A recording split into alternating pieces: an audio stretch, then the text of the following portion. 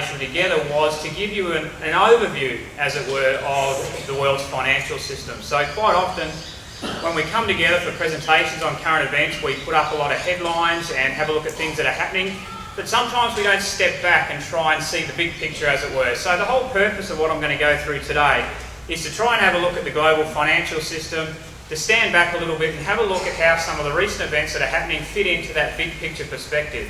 So that's a bit of an idea on what we're going to try and achieve today. Now, if we're going to have a look at the global financial system, probably the first thing that we have to just for a moment consider is the global financial crisis. And the reality is, whenever I start talking about things like this, I'm sure a lot of people, first of all, are sort of sitting there and going, well, wasn't that like years ago? That was 2007, 2008, surely. Why would we be coming together and talking about things like the global financial crisis? And especially for us in Australia, and I know for Canada as well, that the experiences that we had of that financial crisis, it really wasn't overly severe compared to a lot of parts of the world. But the reality is, brethren and sisters, that the things that caused the financial crisis have not been addressed.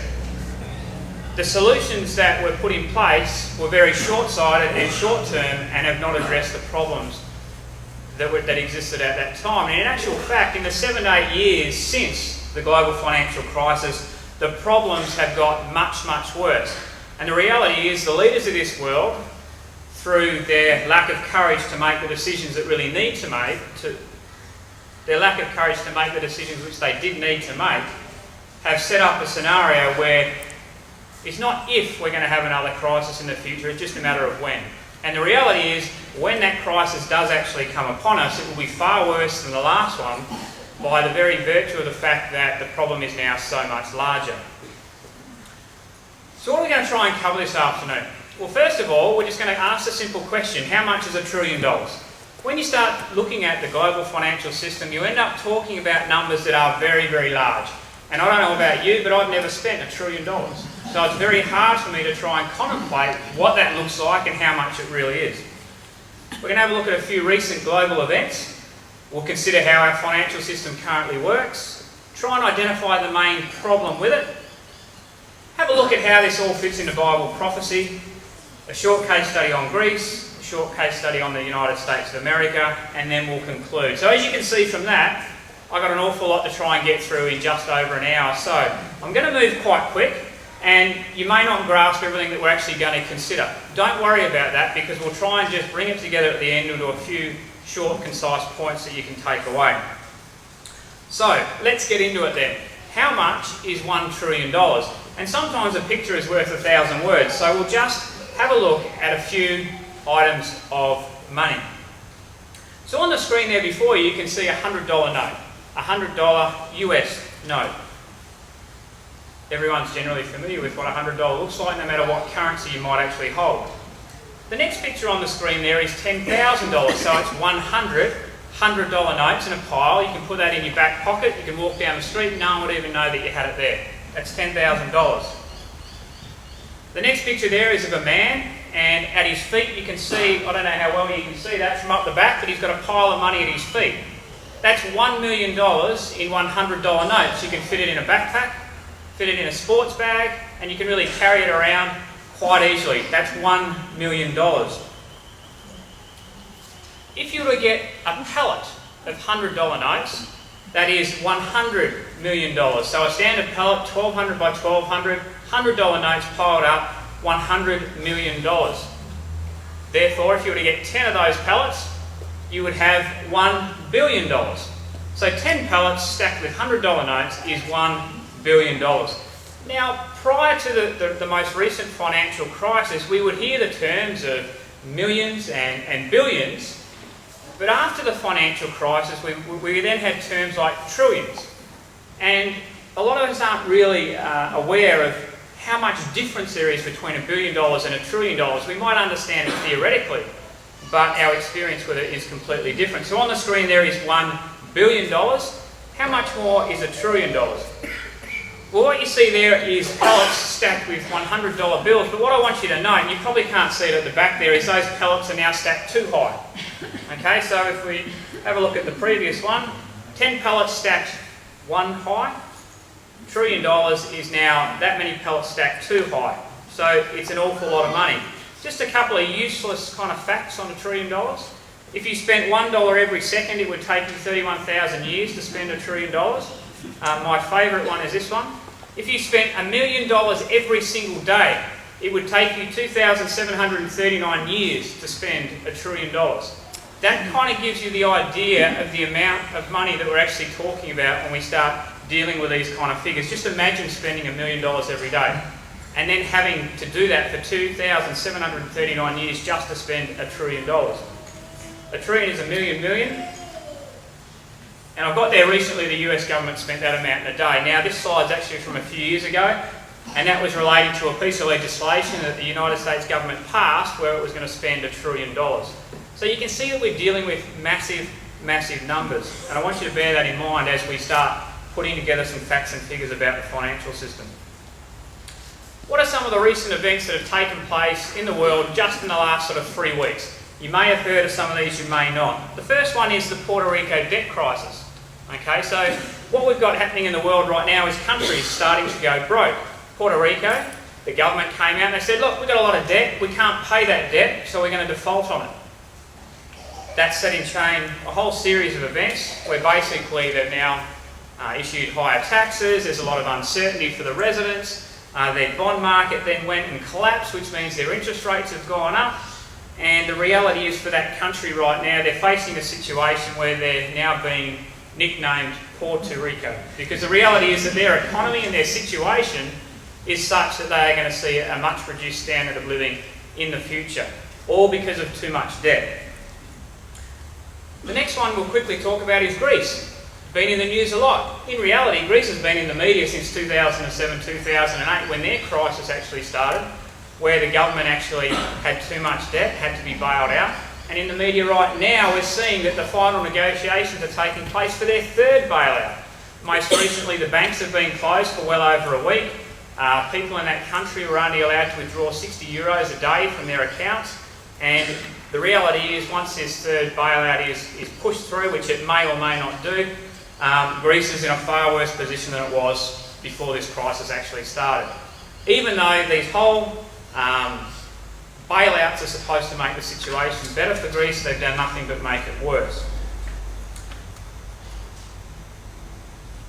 Angela Merkel there. What's going to happen next with Greece? And the third one is the Chinese stock market crash. Okay, so Puerto Rico is broke, Greece is broke, but in the last few weeks we've also seen a crash in the Chinese stock market. China is now the second largest economy in the world, very close to challenging America for the largest economy in the world. And when their stock market crashes, it ripples through the entire financial system. Now, what's the issue with China's stock market? Well, in the last 12 months, it's basically more than doubled in price, and then in a period of 3 weeks, it's dropped by over 30%. Now, when any kind of global market like that drops by 30%, it causes a huge amount of grief for a lot of people. But probably the most worrying thing about what's happened in China recently is the steps that their government has taken to intervene to prop up their stock market. Now, essentially, the Chinese government has come out in the last couple of weeks and said, look, we're now going to make it illegal for people to sell their shares. So you can go and buy shares and that's all good. But now, because things aren't going so well, you can't actually sell them, okay? Because people were wanting to get out, it was causing all these problems. Companies were defaulting, people were going bankrupt, so their answer is just to ban people from selling. It's now a criminal offence that they are actively prosecuting people when they do this. So, unprecedented kind of steps which really don't bode well for the future of any kind of stock market, that's for sure. And I am moving quick, but we just want to touch on what is the key thing that's caused all of these three disasters or crises in the last few weeks. And I want to put it to you, brethren and sisters, that the major problem that we see, not only in these scenarios that we've just considered, but in the world as a whole, is a staggering level of debt, a crushing level of debt that is having the effect of causing all kinds of problems. And just to prove that to you, Puerto Rico, if you can see on the screen there, their debt has just kept going up year in, year out.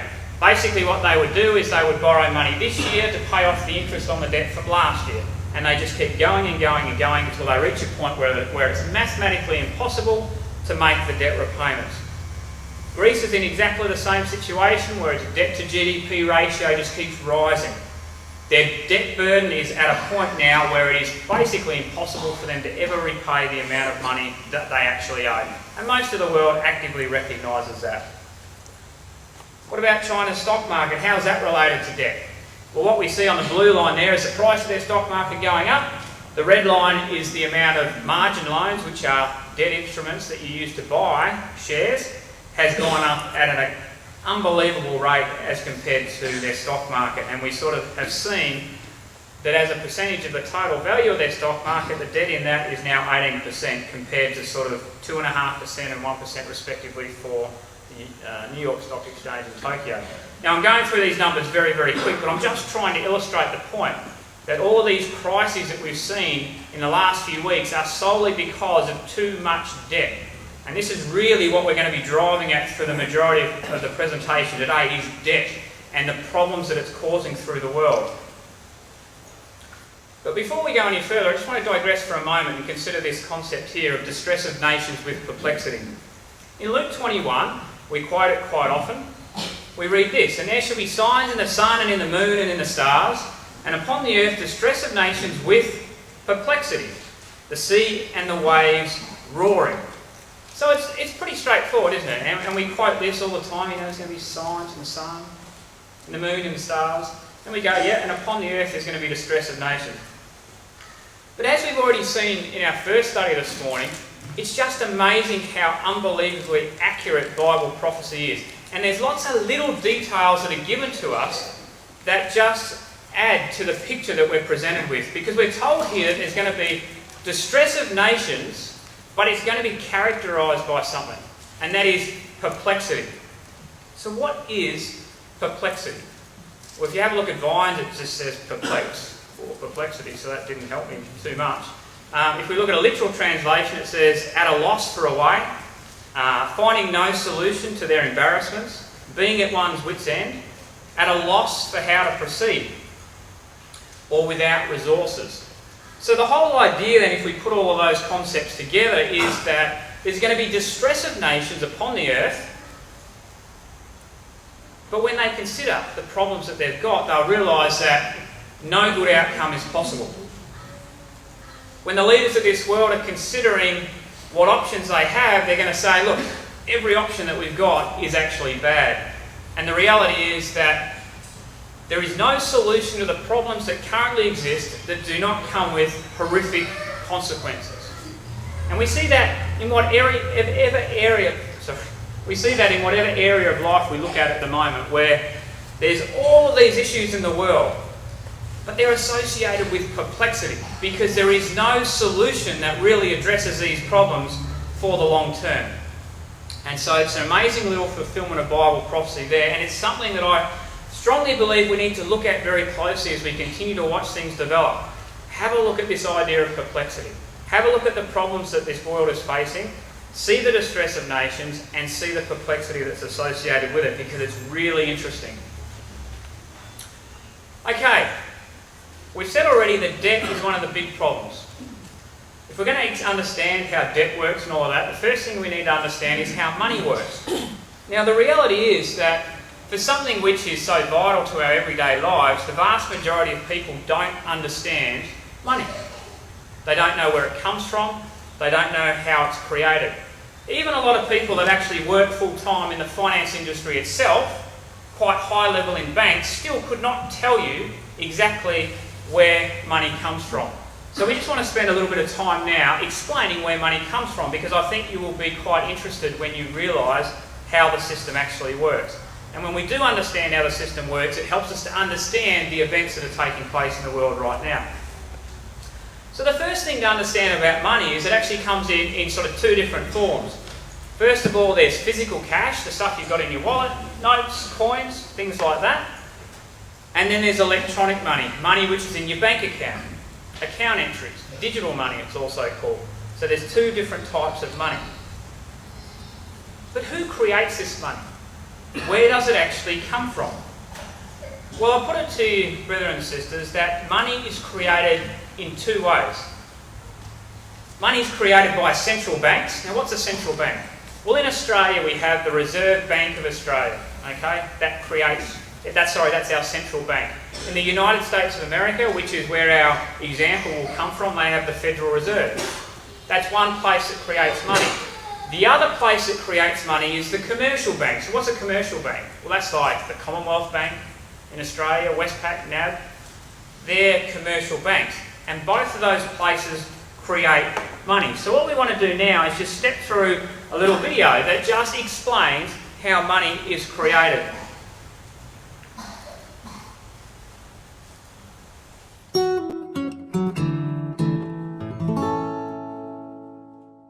Here, we're going to explore the process by which money is created. Let me introduce you to John Kenneth Galbraith. He taught at Harvard University for many years and was active in politics, serving in the administrations of Franklin D. Roosevelt, Harry S. Truman, John F. Kennedy, and Lyndon B. Johnson, and among other roles, served as United States Ambassador to India under Kennedy. He was one of a few two-time recipients of the Presidential Medal of Freedom. Clearly a pretty accomplished and stand-up kind of guy. About money, he famously said, "The process by which money is created is so simple that the mind is repelled." What he meant was, even after hearing how money is actually created, you still won't want to believe it. So if you don't get this segment on the first pass, don't worry, because money creation is truly a bizarre thing to ponder, let alone accept. But it's not because it's difficult. Any normal 10-year-old child could understand it. First, let's look at how money is created by banks. Leaving aside for now where this money comes from, suppose a person walks into town with $1,000. And luckily, a brand new bank with no deposits has just opened up. The $1,000 is deposited in the bank, and now the person has a $1,000 asset, their bank account, and the bank has a $1,000 liability, the very same bank account. Now, there's a rule on the books, a federal rule, that allows banks to loan out a proportion, a fraction of the money they have on deposit, to other people. In theory, banks are allowed to loan out up to 90% of what people have on deposit with them, although, as we'll see later, the actual proportion is much closer to 100% than 90%. But for our example, we'll use 90%. Regardless of the actual amounts, because banks retain or reserve only a fraction of their deposits, the term for this process is fractional reserve banking. Back to our example. We now have a bank with $1,000 on deposit, and banks do not make money by holding on to it. Rather, they make their living by borrowing at one rate and loaning at a higher rate. Since any bank can loan out up to 90% of any deposits on hand, the bank in our example manages to locate a single individual that wants to borrow $900, and so the bank loans them $900. The borrower then spends that money by giving it to another person, perhaps his accountant, who in turn deposits it in a bank. Now, it could be the same bank or a different bank, but that doesn't really change how the story gets told at all. So let's keep it simple and make it the very same bank. With this new deposit, the bank now has a fresh $900 to work with, and so it gets busy finding somebody who wants to borrow 90% of that amount, or $810. And so another loan, this time for $810, is made, which gets spent and redeposited in the same bank, meaning that a brand new fresh deposit of $810 is available to loan against. So the bank loans out 90% of $810, or $729, and so it goes until we finally discover that the original $1,000 deposit has mushroomed into a total of $10,000. Did you follow that? We went from a stranger ambling into town with $1,000, but now there's $10,000 floating around town. Is this all real money? You bet it is, especially if it's in your bank account. But if you were paying close attention, you'd realize that what we've actually got here are three things. First, we've got $1,000 held in reserve by the bank, $10,000 in total in various bank accounts, and $9,000 of new debt. The original $1,000 is now entirely held in reserve by the bank, but every new dollar, all 9,000 of them, was loaned into existence and is backed by an equivalent amount of debt. How's your mind doing? Is it repelled yet? You might also notice here that if everybody who had money at the bank, all $10,000 of them, tried to take their money out at once, that the bank would not be able to pay it out because, well, they wouldn't have it. The bank would only have $1,000 hanging around in reserve. period. You might also notice that this mechanism of creating new money out of new deposits works great as long as nobody defaults on their loan. If and when that happens, things get tricky. If, however, the debt defaults exceed the fractional reserve lending rate, it's a complete disaster. For now, I want you to understand that money is loaned into existence. Conversely, when loans are paid back, money disappears. In our example where our happy little town has $10,000 floating around greasing the skids of commerce, if everyone paid back their loans, the town would have to limp along on just the original $1,000. This is how money is created, and I invite you to verify this for yourself. One place is the Federal Reserve itself, which has published a handy comic book from which I drew this fine example. You can find a link to that on the Peak Prosperity website under Essential Articles. You may have noticed that I left something out that's very important here, and that is interest. You might be asking yourself, wait a minute, where does the money come from to pay all the interest in all these loans? If all the loans are paid back without interest, we can undo the entire string of transactions, but when we factor in interest, there suddenly isn't enough money to pay back all the loans. Clearly, that is a big hole in this story, and so we'll need to find out where that money, the money to pay off the interest, comes from. In doing so, we'll also clear up the mystery of where the original $1,000 came from. So, what was the purpose of all this? Why did we spend these past few minutes studying the mechanism of money creation? Because, in order to appreciate the implications of our massive levels of debt, you have to understand how that debt came into being. That's one reason. And the more important reason is related to all those exponential graphs we viewed earlier in Section 3.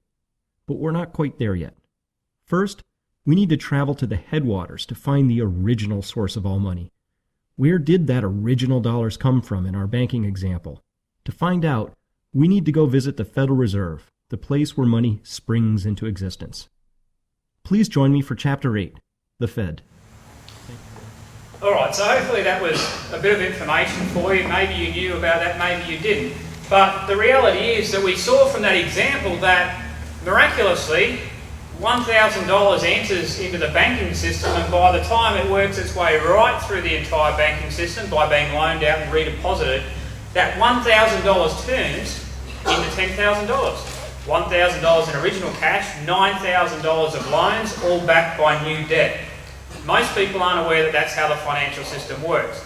Essentially, most people think that you put money into the bank just loans out that money and that is it. If you do the numbers, you realise that there's no way a bank could ever make money out of doing such a thing. Now what I'm going to do now is play you the next section in that video series that we just looked at. And look, this is the last little video clip that deals with theory, okay? So just bear with me for another 7 or 8 minutes, because if we can get an idea of how this whole system works, it just opens up a huge amount of understanding as to why the things that are happening in the world are happening the way that they are. So let's just deal with the next section now.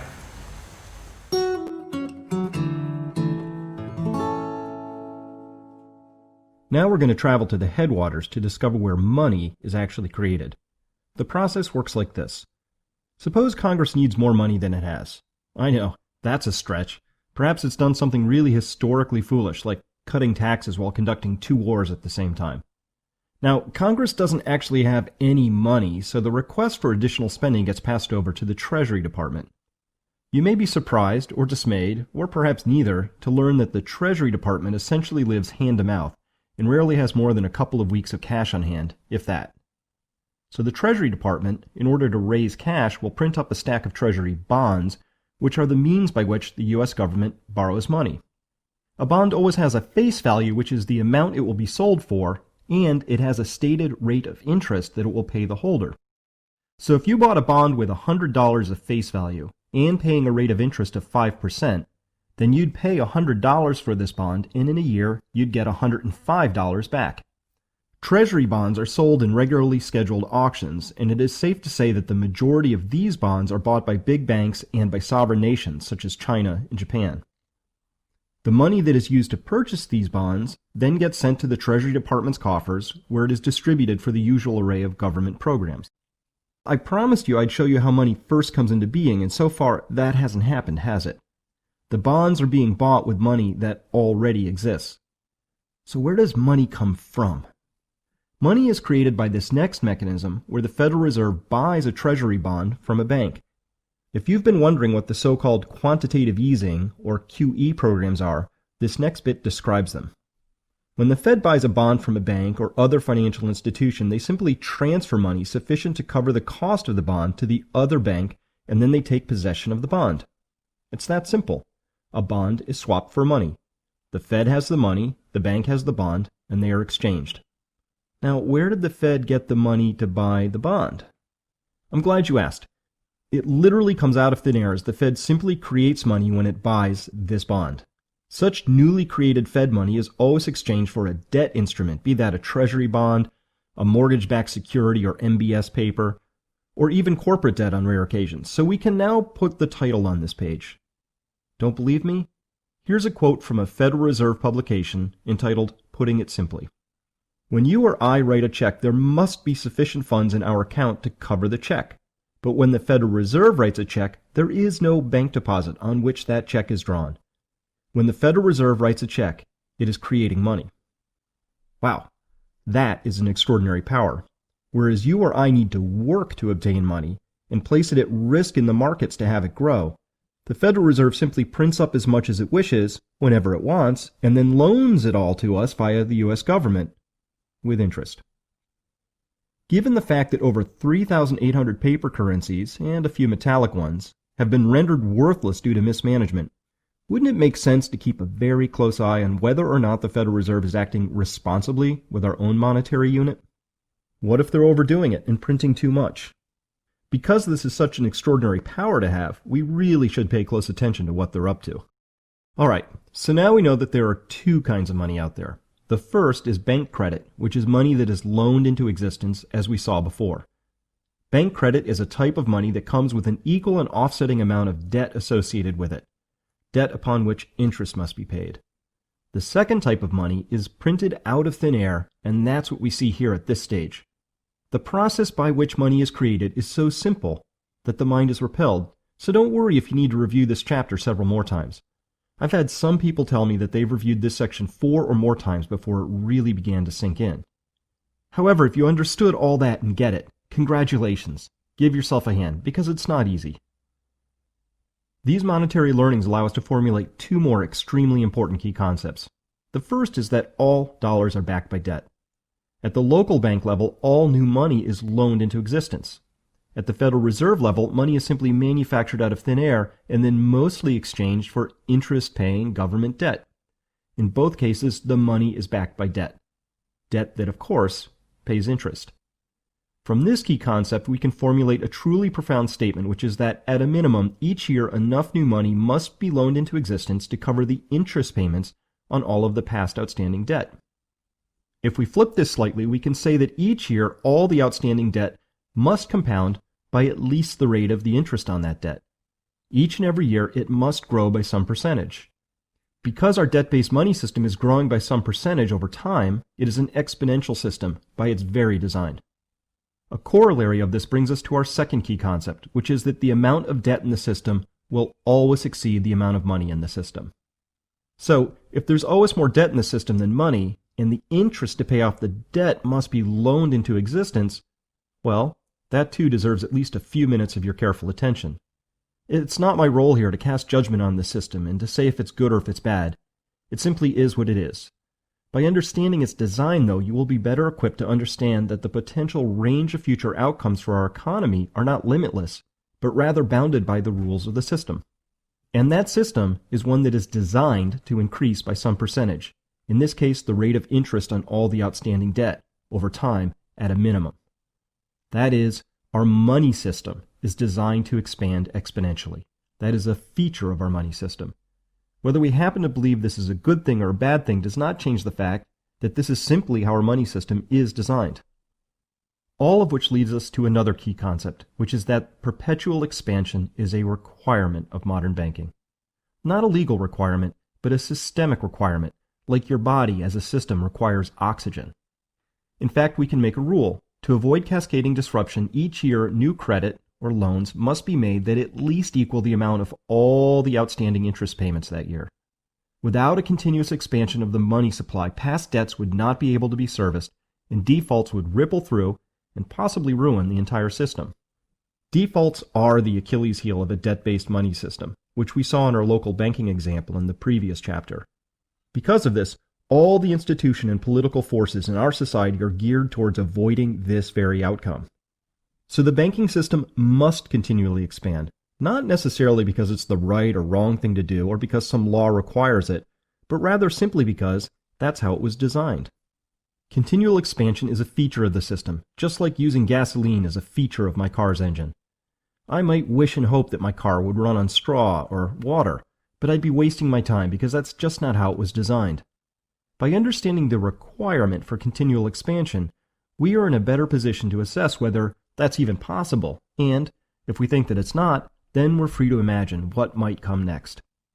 I personally have my doubts about the long-term viability of a system that must expand exponentially forever, but which ultimately lays claim to the resources of a finite planet. So the question is this: what happens when a human-contrived money system that must expand by its very design runs headlong into the physical limits of a spherical planet that has only so much to offer? Someday, sooner or later, our monetary and economic models will collide with physical realities. One more belief I happen to hold is that I will witness this collision in my adult lifetime, and in fact, it has already started. And I am extremely interested to see how this is all going to turn out. Now, this is, admittedly, a truly gigantic proposition to consider, and some would say it's not very interesting at all, but rather frightening. Well, if you want the future to look just like the past, then it really is frightening. But if you are flexible in your view of the future, then you have an opportunity to make the most of whatever future actually arrives. These are fascinating, invigorating, and truly unprecedented times, and I, for one, am thrilled to be living right now, right here, with you. In the next... Alright, so we'll leave that one there, but hopefully if you could stick with that whole, those couple of clips, and hopefully you were able to get a bit out of it. If you didn't take it all in, don't worry, because all we're going to try and do now is just pull a few little points out of each one, just to help our understanding and put some context behind what's going on in the world around us. Because in reality, what we've just considered is how all money comes into being. We've seen that the Federal Reserve, this is the American model, which is mirrored throughout the Western world, creates the money out of thin air, exchanges it for government bonds, and that's how the Fed introduces money to the banks. And then the banks then lend it out to people, and it's multiplied by that fractional reserve system, and it goes through the whole economy and to individuals and businesses. But the whole point we want to take away from this is that all money is backed by a piece of debt. That's a very hard concept for a lot of people to get. If you get a $50 note out of your wallet, that $50 is backed by an equivalent $50 amount of debt in the system. It has to be that way because of the very nature of how the system works.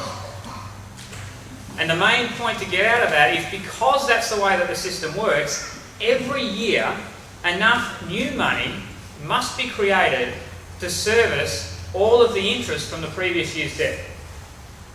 And that's a bit hard to get your head around, but that then helps to explain why the world works in the way it does. And just to prove to you that this system's actually, or what I've explained to you is actually how the system works, I've just got a chart there of the actual United States money supply as of the 31st of December 2014. And as was stated in that previous video, the money supply there is about $10 trillion, where the debt is about $40 trillion, and that's exactly how the video clip was explaining to us that the system has to work. There's always going to be more debt than money in the system. Another question for you: why do governments hate cash? Have you ever noticed that the governments of this world hate cash? Why do they hate it so much? Well, the first reason is they can't tax it. If you go and get paid in cash and then you go down the shop and spend the cash and you don't declare it to the tax office, well, they have no way of taking their taxes off you. But that's only part of it. You see, the other part of it is that governments understand that if your money doesn't get deposited into a bank so it can be lent out to somebody else and then deposited into another bank, they can't expand the money supply. And if they can't expand the money supply, they realise that the whole system actually implodes upon itself. Have you ever wondered why governments are so hell-bent on making sure that our economy grows every year? Have you noticed that? We need economic growth. They go, we only grew by 0.2% this year, we needed 2% growth. And you're sitting there going, well, What would be so bad if our economy just stayed where it was? Surely that wouldn't be a bad thing. Well, in actual fact, if our economy stays exactly where it is, over a period of time, we will eventually just go bankrupt because of the very nature of the system. The whole system will default and implode upon itself because there's not enough new money being created each year to service the interest on all the outstanding debt. And I know it's a bit hard to get your head around, but it all starts to make sense, doesn't it, when you think about it? Why is it, brethren and sisters, that most of us are in more debt now than we were 10 years ago? Maybe not as individually, but collectively. Why is it now that we have to basically have two people in a family working just to get by, where 20 years ago you could only have one person working? It's because of the way the system is designed. It's because it is an exponential system that has to grow every single year. But the point is, it's mathematically impossible for something to grow indefinitely. At some point it reaches its limits and it comes crashing down upon itself. And what I've got there, and just quickly, the progress of the global financial crisis, it always starts in one place and then moves its way through the system. In 2007, 2008, it started off with individuals who couldn't pay their houses off. It then flowed through the system. We had mortgage lenders going broke, mortgage banks, investment banks, other industrial companies like General Motors going broke. And now we're at the point where small countries are starting to go broke. Back a few years ago we had Ireland, Iceland and Dubai go broke, and now we've got Greece, and shortly Spain, Portugal and Italy will all find themselves in trouble again. And we'll see that this will just continue to work its way through until Europe itself will be in more trouble. It's already in a lot of trouble now, and eventually the United States of America will be in trouble. And we'll see that a bit further on when we consider the level of debt. So the point is, we're 7 or 8 years into a process that will definitely be worked out over the next few years. So the question is, how does all this fit into Bible prophecy? It's not very common that you would come to a current events talk and talk about money for most of it, and some people might actually say, well, we probably shouldn't do that. But I just want to try and show you how I believe this all fits very nicely into what the Bible tells us is going to happen. And we're just going to move over it quickly. My intent is not to go into this in any great detail. But essentially, when we're looking at Bible prophecy, there's always a couple of these really massive prophecies, if you like, that we always spend a lot of time on. Ezekiel 38 and Daniel chapter 2. And the reality is they're speaking to us of an alignment of nations that we expect to see when Christ returns. Now the reality in the world since the end of World War II has been that the United States has been the dominant economy in the world. And as such, they've really had control of the world. They've issued the world's reserve currency, they've had the largest army, and for a lot of that time they've had the most amount of output, if you like, through their manufacturing. That's all starting to change. But essentially, the Bible portrays a certain alignment of nations when Christ returns. The reality at the moment is America, as the dominant nation, which controls our money, is holding a lot of nations basically to ransom, if you like. So, for example, have a look at Europe versus America at the moment. Europe is completely tied at the hip to America by virtue of our financial system. The Bible says that Europe needs to be more aligned with Russia. So what's going to happen? Well, the reality is, for the Bible to be proven to be correct, we need to see a huge change in the way the financial system works. And we're starting to see that now, as a lot of the European countries are starting to go broke, and the benefits that they once enjoyed from being aligned with America are reducing substantially every single year. So from a big picture perspective, we see that what's happening in the financial system and the cracks that are starting to appear give us confidence that these prophecies are going to come to pass, because the alignment of nations will dramatically change as the financial system as we know it begins to fall apart. Daniel 12 verse 1 talks about that time of trouble such as never was. And it says, and there shall be a time of trouble such as never was since there was a nation, even at that same time. And we know, don't we, from this place and others, that there's going to be a whole heap of events that take place, and they gradually get us to a point where we're going to have a time of trouble such as never was upon this earth. We also have the analogy of a woman in travail, where the contractions will start, and those contractions will get closer and closer and closer together. They'll get more and more intense as time goes on, and they'll draw it all to a focal point, which is this time of trouble such as never was. What about the frog-like spirits? I want to spend a couple of moments on these. Revelation 16 verses 13 and 14. And I saw 3 unclean spirits like frogs come out of the mouth of the dragon, and out of the mouth of the beast, and out of the mouth of the false prophet. For they are the spirits of devils working miracles, which go forth unto the kings of the earth and of the whole world to gather them to the battle of that great day of God Almighty. So what are these frog-like spirits? Well, first of all, they're spirits like frogs. They represent a certain way of thinking. We have a description there of where this way of thinking comes from, or where it's going to come out of. But what's the end result of this way of thinking? Well, this way of thinking is going to go forth to the kings of the earth and of the whole world, so it's going to affect everyone, and it's going to gather them to the battle of that great day of God Almighty. So we have a way of thinking that over a period of time will go forward, change the way people think, and the outworking of that way of thinking is it will bring them to the great day of God Almighty. The start of verse 14 says, for they are the spirits of devils. In the New Testament, this whole idea of devils has this whole idea of a mental illness, a sickness. It's a spirit of insanity, a spirit of madness, if you like, that goes forth. And this spirit of madness has a result of infecting everyone and bringing the nations to the great day of God Almighty. So what are these frog-like spirits, and where do they come from? Well, if we have a look at our traditional understanding of the frog-like spirits, which is spot on, their origins go back to the French Revolution. The cry for liberty, equality and fraternity that came out of that period. And if we follow it through history, we realise that in this day and age, it forms humanism. And if you really would like to follow that through, compare these 3 documents. The Declaration of the Rights of Man in 1789, the UN Declaration of Human Rights in 1948, and the EU Charter of Fundamental Rights in 2000, and you'll see that they all contain the same. Okay? And this whole cry of liberty, equality and fraternity has flowed through the ages and is found very much in the days that we live. So what is humanism? If you have a look at humanism and try and figure out what it means from a dictionary perspective, they will tell you that it is a system of thought that focuses on humans and their values, capacities and worth. It puts humans at the top. One of their catchcries is that in the beginning, man created God. See, humanists don't believe that there is a God. The whole notion of God was imagined by man. It's not real. So man is at the top. Humanists focus on self. It is all about making the most of you. You are the most important thing out there. You only have one life and you should make the most of it. There's no heaven, there's no hell, there's no afterlife. There's this here and now, and you need to go out and make the most of it. Humanism is everywhere. It affects all areas of our society.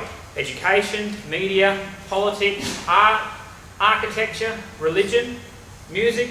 It is absolutely everywhere. It permeates all aspects of our society. And I put it to you, brethren and sisters, that these frog-like spirits, or the humanistic way of thinking, this spirit of madness, also has infested the finance system. How is that possible? Well, the whole financial system is one that requires perpetual growth every single year. Everything that we're taught about money is that you need more of it. You need to have everything. You need to buy it now. Don't wait for tomorrow. Get the new car because you deserve it. You are worth it. Go and get the new house. 3 bedrooms is not enough anymore. You've got to have 5. You've got to have the holiday every year. Don't worry about saving for it. Finance it. Get debt because debt is good. If you want to prosper in this life, you borrow money. You borrow as much money as you can and you spend it. Don't buy 1 house, buy 5. Don't buy a couple of shares. Go and borrow some money and get millions of shares. And on and on and on it goes.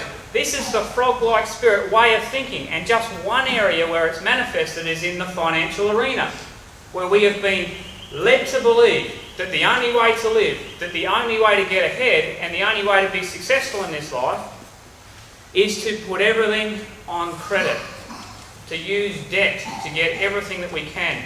Life is to be lived now, and we are to get as much out of it as we can. And if you go outside of this building, we all know this is true. Our whole system is set up and viewed in this way. But the reality, brethren and sisters, is that the frog-like spirits provide an illusion of freedom.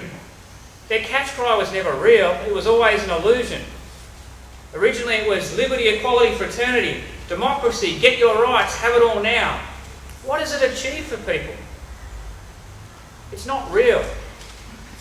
In the end, all this way of thinking does is enslave people.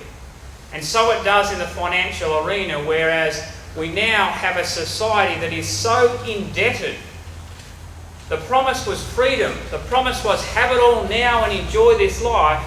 And we now have a generation of people who are debt slaves, who can never pay off the money that they have borrowed because they wanted everything right now. And we see before our very eyes the frog-like spirits being played out. And the whole point of this way of thinking is that it will gather the nations to war. I'm running out of time, so I'm going to keep going. United Europe. As Christadelphians, we've been quite excited since the early 2000s about Europe coming together and forming United Europe, as it were. And I've had quite a lot of people over the last few years, they speak to me like they're concerned because we're starting to see cracks appearing in United Europe. Like it's a bad thing, Is Greece going to leave? Well, isn't that going to throw Bible prophecy all over the place? Because, Europe should be coming together. Brethren and sisters, we have to look at the detail of these prophecies. Daniel 2 gives us a very clear description of what will happen in Europe. And as was discussed earlier this morning, we don't need to get fixated on having an understanding of exactly how it's all going to play out, because as we know, sometimes things don't happen exactly as we thought they would. But the reality is we're given enough information to understand what's going on in Europe. Daniel 2 verses 42 to 43. And as the toes of the feet were partly iron and partly clay, so the kingdom shall be partly strong and partly brittle. As you saw the iron mixed with soft clay, so they will mix with one another in marriage, but they will not hold together. Once again, the detail. I've got the ESV translation up there. It just put this very, very well. I love that bit there. As you saw the iron mixed with soft clay, the feet of the image representing, as you notice, this uniting of the nations. So they will mix with one another in marriage, but they will not hold together. And we don't know exactly how this whole situation in Europe is going to play out at the moment. It appeared for a little while there that Greece was going to get kicked out of United Europe, or out of the Eurozone.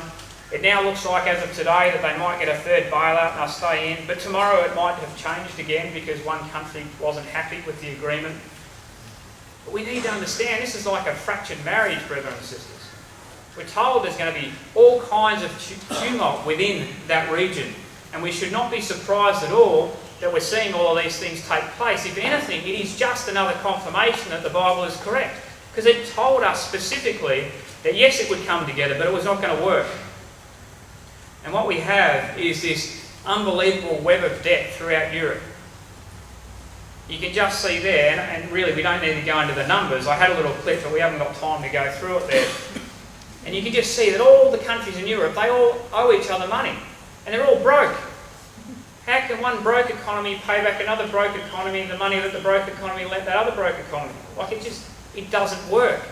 It's impossible for this web of debt to ever be unwound. It is so complex, so complicated, and the amounts involved are staggering. No one has the money. And the reality is, now it's the leaders of Europe. They're like the blind leading the blind, going round and round in circles, going from one crisis to the next.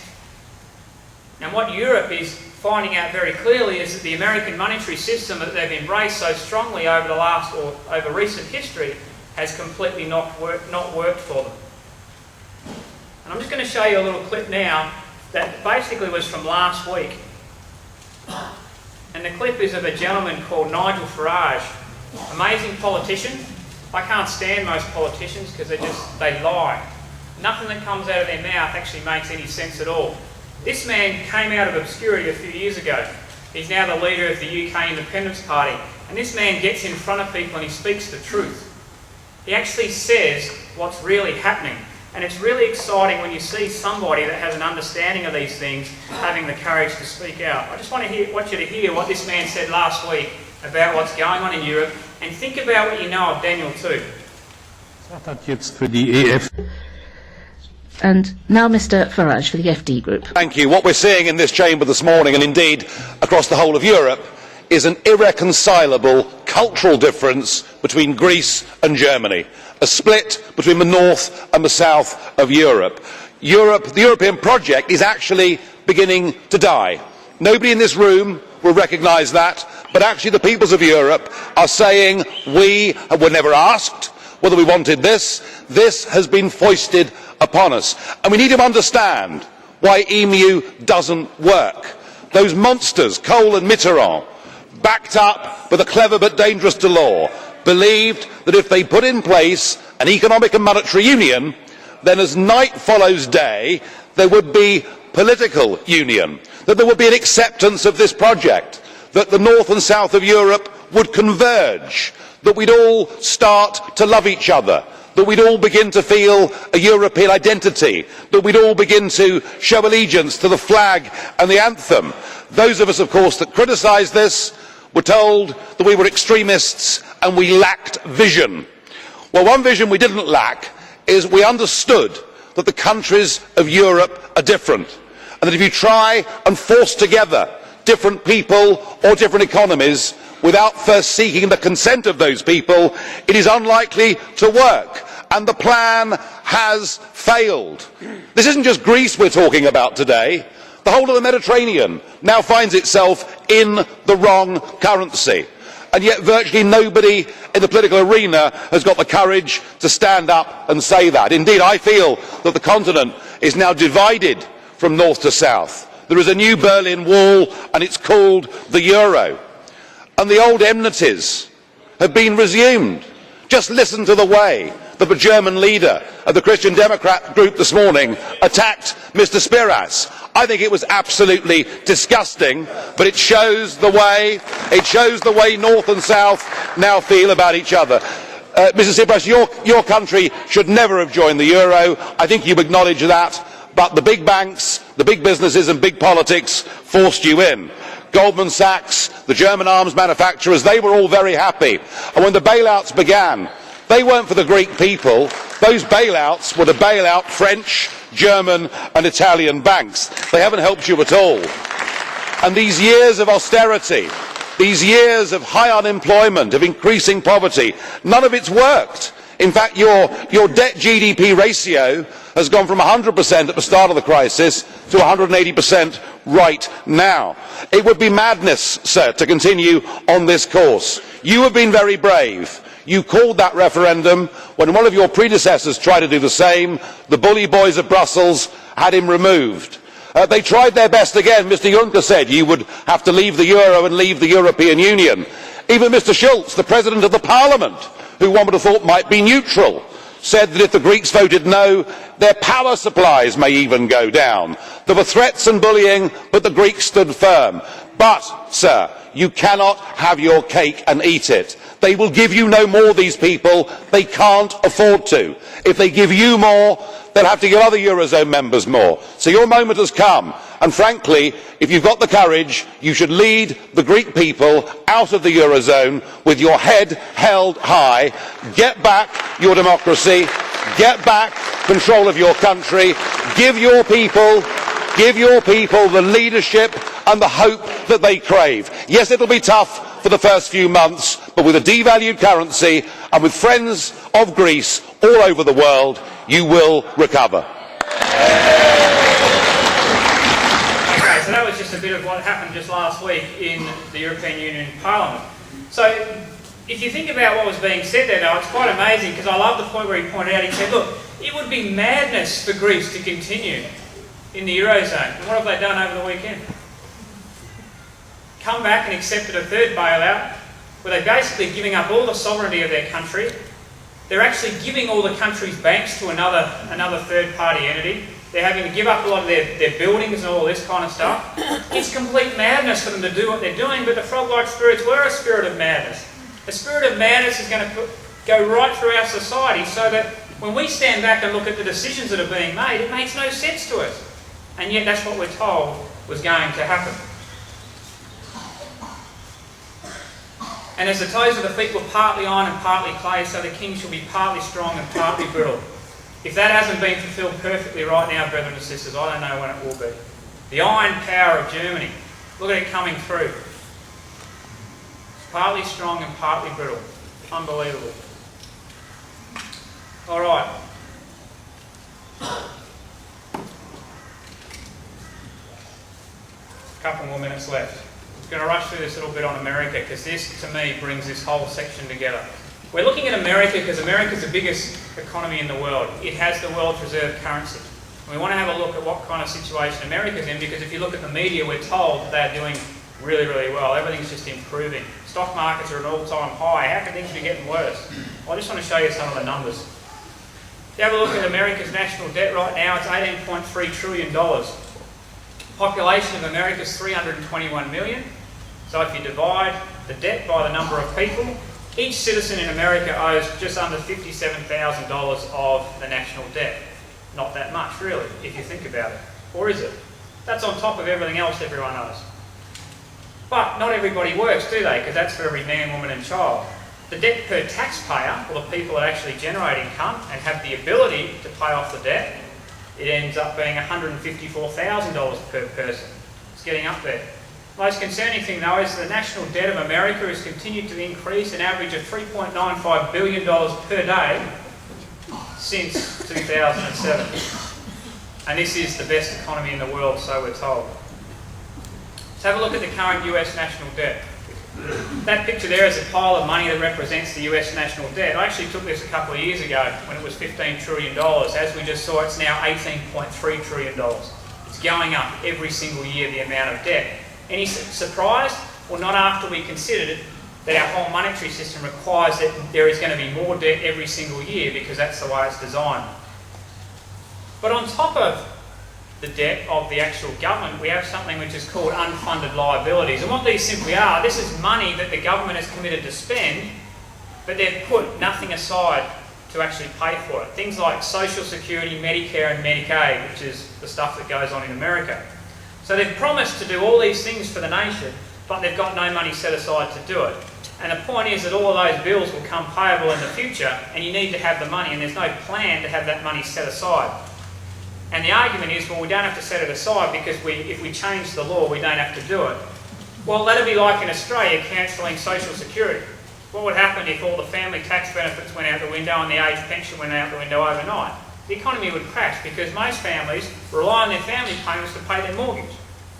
You take that away, no one can pay their mortgage, housing market crashes. Pensioners can't afford to live, so the government has to supplement them some other way. The point is, these bills have to be paid.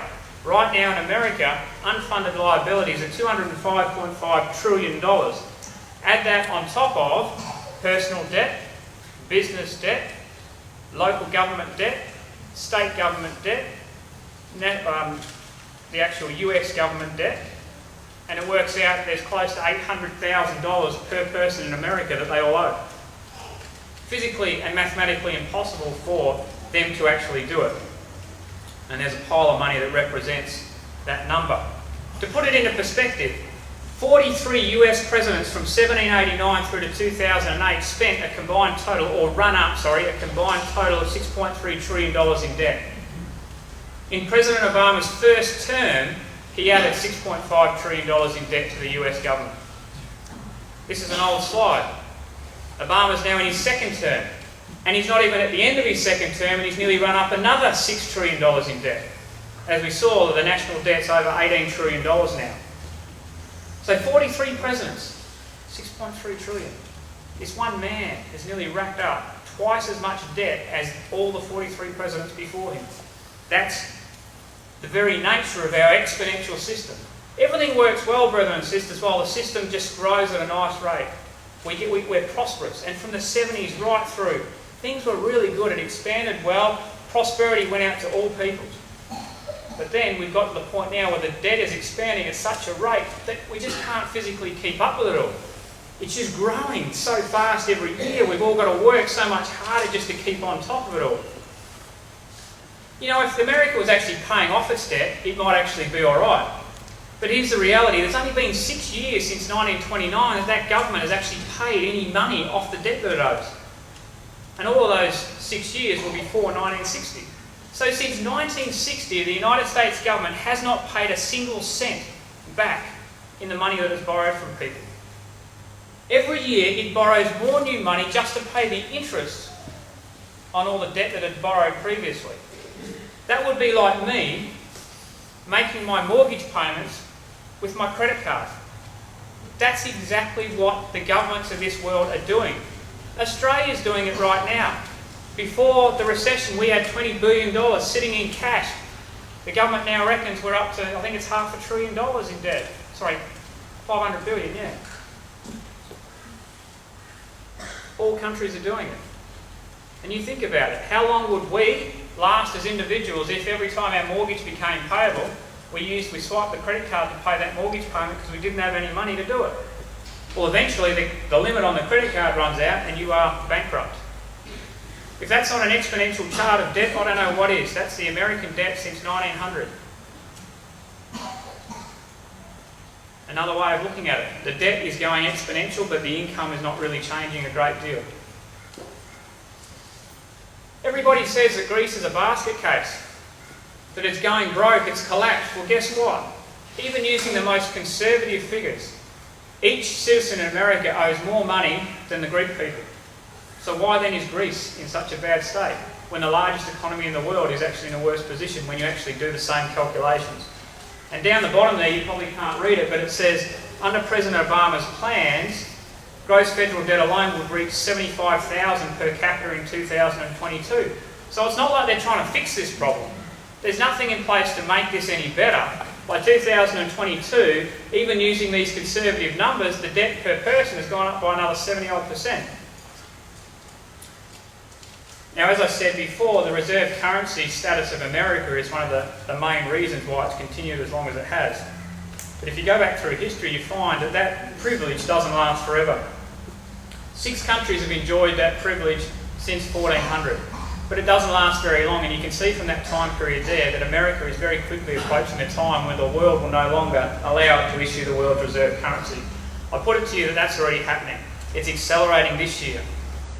As soon as that happens, our entire financial system will cease to operate the way that it currently does, because it's fully backed by the United States dollar. So we've looked at Greece, we've looked at Europe, we've looked at America. Debt levels across the entire world are accelerating continually. That chart's only up to the end of 2014, but it just keeps going higher and higher. On top of this, we have something called derivatives. You don't need to understand what they are, it starts to get more and more complicated. But the point is that you have money, which comes into existence because of debt. The debt grows every year at an exponential level, and then the bankers in their wisdom on top of these levels of debt issued these instruments called derivatives. The only problem is when the debt defaults, so does the derivative. Why is that a big deal? Well, it's a big deal because the Bank for International Settlement says that derivative exposure has reached a high of $1.24 quadrillion. So if we thought the numbers were big when we're dealing in the trillions, derivative exposure is in 2007-2008 was $1.24 quadrillion. As of today, it's estimated that the actual gross figure is now $1.5 quadrillion. These are numbers that no one can mathematically ever contemplate us ever being able to deal with. All the assets in the world don't even come close. And if you considered the whole world as a business and you tried to write some financials for them and give them to a bank, they just put a line through it and say you're bankrupt. The entire world is bankrupt by any objective measure that you want to use to assess it. And Warren Buffett famously said that derivatives are financial weapons of mass destruction, carrying dangers that while now are latent, they are potentially lethal. And the whole point is the structure is such that what we've done over the last 15 years is got our financial system and lifted off the ground by the use of derivatives, and it's now swinging high in the air. And while everyone in this room has enjoyed their houses going up in value, it's only gone up in value because of the way the financial system has been leveraged and through this massive increase of debt. People just think that their house just magically goes up in value. It doesn't. It goes up in value because there's more debt around. You can't have prices going up without more debt in the system. The problem is that as people default and things start going wrong, it's like a cable snapping on a suspension bridge. Have you ever stopped to wonder why the governments of this world are so keen to bail out any bank, any institution that gets in trouble? It doesn't make any sense until you understand the fact that if they let people fail, the whole system comes crashing down. It's cheaper to bail out a bank than it is to let those defaults ripple through the system and affect the entire structure. What's wrong with printing money out of thin air? Sounds so basic, doesn't it? Well, in the end, the whole system implodes upon itself. So as we bring it to an end, brethren and sisters, the question is, where are we heading? No matter how you look at it, we're heading off the edge of a cliff. I don't know when. I'm not telling you it's going to happen this year, or next year, or the year after that. I don't actually know. The reality is, I thought it would have happened 5 years ago. I can't believe we've got along this far. And I remember I was chatting to another brother about this who really understands this stuff really, really well, and he said, hey, it doesn't make any sense why we've got this far. There's nothing you can look at that actually explains how we've been able to get as far as we have. And he said, well, it's basic. The day has not arrived. We know that the time appointed is set in stone. We're just waiting for it. We just don't know where it is. That day has not arrived just yet. Everything's in place, brethren and sisters. This structure will implode within 24 hours once it starts to go. The governments in power know that. That's why they're so petrified of what's going on. We are going to head off the edge of a cliff. It's time for us to get our heads around that. And the reality is, whenever collapse like this happens, it always leads to one thing, and that's war. And once again, that should come as no surprise to anyone, because that's exactly what the Bible tells us is going to happen. So what's the conclusion then? Just a few takeaways on money. All money is loaned into existence and therefore backed by debt. Each year enough new money must be loaned into existence to cover the interest on all the past outstanding debt. Debt must grow exponentially, and there's always more debt than money in the system. If you can take away those things, it helps to explain a lot of what's going on in the world at the moment. Perpetual expansion is a requirement of modern banking, and the question is that even possible? So brethren and sisters, when these things begin, when they begin to come to pass, then look up and lift up your heads, for your redemption draweth nigh.